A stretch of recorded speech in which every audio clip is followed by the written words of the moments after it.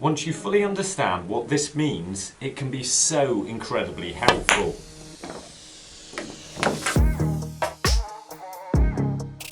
Welcome back. If it's your first time watching one of our videos, and it's fantastic to have you here. If you've been watching any televised snooker at all over the past year, then there's a good chance you would have heard the name of a snooker coach referenced on several different occasions. Chris Henry. Chris Henry. Chris Henry. Chris Henry. But now this coach to the pros has created his own website that gives free aiming and alignment advice, as well as coming up with this mysterious training aid that you'll know exactly what is because you read the title of this video. As I wouldn't be doing my job properly if I didn't find out more, I decided to order the balls, and fortunately they turned up pretty quickly. And here's what you get. A box containing a 17-gram white and a 15-gram red, which is significantly lighter than a regular ball. But before I can tell you whether or not they actually work, I have to first explain what they actually do. As Chris himself was showing Steve Davis in this BBC interview, the easiest way to see how they work is to just place the cue ball at one end of the table and try and fire it into the opposite corner pocket. So here's what happens if I take the white and play it directly towards that corner pocket.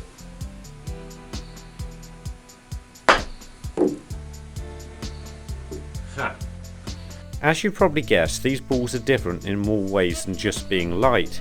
You actually have to wait till they settle before you can play a shot. All of this means that the cue ball will react dramatically even if it's struck just with the tiniest trace of side spin, meaning it's incredibly difficult to actually play this ball in a straight line. You have to strike it exactly in the middle or it'll veer off one way or the other. Because of how light these balls are and the way they're weighted, it means that any side spin doesn't actually grip the cloth. So if you play a shot with left hand side, it'll go to the right and continue to go to the right. And if you play a shot with right hand side, it'll go to the left and continue to go to the left. And that means the only way I can get the cue ball to go in the pocket down there is if I strike it exactly in the centre.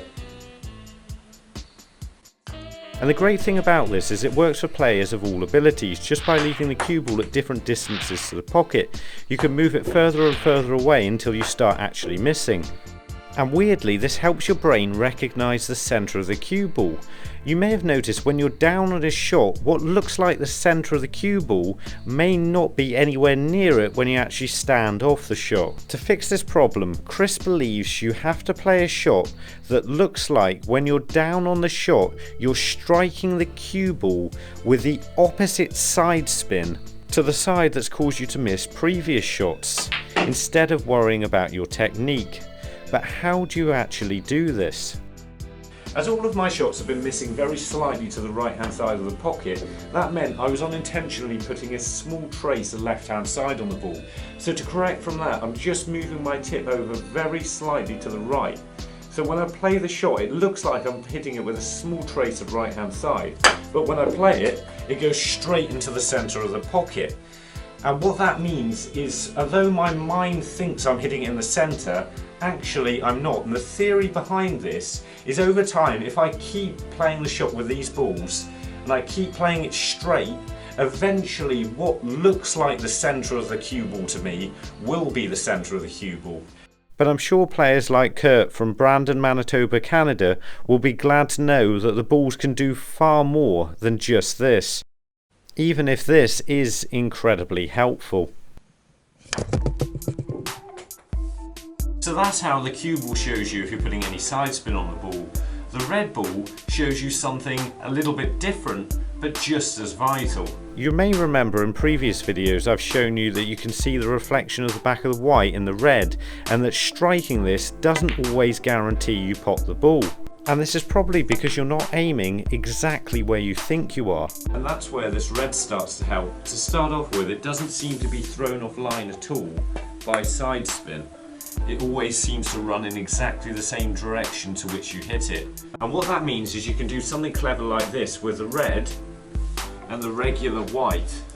Because what's going to happen now is the white, no matter what spin you put on it, is going to roll through fast. So the only way that both the red and the white don't end up in that pocket is if you line up the shot incorrectly. And of course, to do that with these balls, you just have to find a distance of shot that you're inconsistent with. On a regular shot, because it all happens so fast, it's not easy to see where you actually strike the object ball. But because the cue ball's running through, it makes it more obvious what happened. And to fix this problem again, it doesn't involve changing your technique. So just like before when it showed me I wasn't lining up my tip to the centre of the cue ball, this time I wasn't lining up the cue ball directly in line with the red. I thought that was where I was aiming, but as it turns out I was actually aiming slightly to the left, which made the red miss to the right hand side a bit. Again, this is a problem I've highlighted in previous videos I've made, but unfortunately it's very difficult to spot because you've only got a split second when the balls are actually making contact to see what's going wrong, and quite often your mind's on other things at that stage. So the great thing about these balls is you can see where the cue ball's going and where the object ball's going. So you know when you play the shot, or what's the result of the shot, which way the cue ball's going and where you're actually hitting the red. And again, it actually looks like the right hand side of the red that I'm aiming for. But when I play the cue ball straight to the right hand side of the red, everything runs through straight. All right, ladies and gentlemen, listen up. We have a fugitive that's been on the run for 90 minutes. So it turns out what I think is the right hand side of the red is actually the centre. And over the time, hopefully the theory is my brain will get used to that and it'll all look like I'm just hitting the centre of the ball and the ball's going in a straight line. What I've actually found while practicing with these balls is over time where you think the centre of the cue ball is does actually change, and where in this video I believed I was striking the cue ball in the middle and I was actually striking it with left hand side, a couple of days before I was having the opposite problem and actually striking the cue ball with right hand side.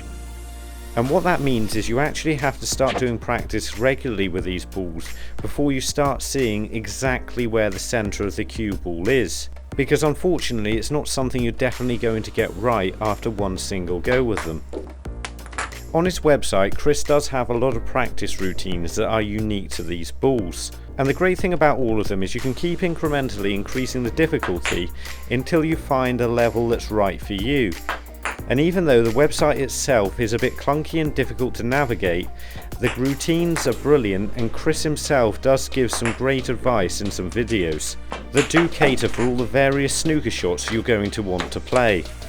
But I'm sure what players like Fursley from Latrin Island really want to know is, do I think that these balls are really worth the money? These lightweight balls are probably the best training aids I've ever seen for snooker. Not only do they help you strike the cue ball in the centre, but they also show you how to line up the shots exactly straight without even having to worry about side spin. As I've said before on this channel, just because it looks like you're lining up a shot exactly straight and it looks like you're hitting the cue ball exactly in the centre, it doesn't necessarily mean you are. And in a way, these balls just let your eyes line up with reality. I don't necessarily think these are excessively expensive. However, the main problem with them is they do require a lot of practice before they start to help you. And there might be a small period where you actually start cueing the ball closer to the centre, but because you're used to playing it with side spin, it can take a bit of time to get used to playing shots like this in a game, especially angle shots, and this can cause you to lose confidence. It does take a while for your brain to adjust and you to be confident playing shots like this. So I would say if you don't have the time to do a small amount of practice on a regular basis with these balls, then I don't actually think they're worth it, because it does take a fair amount of consistent practice before they actually start helping you. But once they do start helping you and you are doing the consistent practice with them, I think whatever your level, they can really help your game. And I know that's the sort of thing that players like Dante from Sofia, Bulgaria will actually want. If you want to find out more about training aids for snooker, then why not have a look at the snooker cue with a spring in it that helps you cue straight? Or why not find out once and for all the exact reason why snooker players don't seem to wear gloves? And remember, don't just watch, play, and make the commitment to becoming a better player by subscribing to the channel and visit the website. See you later.